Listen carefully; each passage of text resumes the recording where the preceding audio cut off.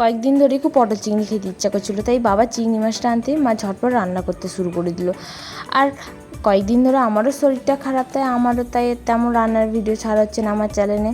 তো প্রথমেই তেল গরম করে নিয়ে কড়াইতে চিংড়ি মাছগুলো দিয়ে দিল লবণ ও হলুদ মাখিয়ে। এরপর হালকা করে ভেজে তুলে নিল। ওই কড়াইতে আবার তেল দিয়ে পটলগুলো হলুদ ও লবণ দিয়েই ভেজে নিল।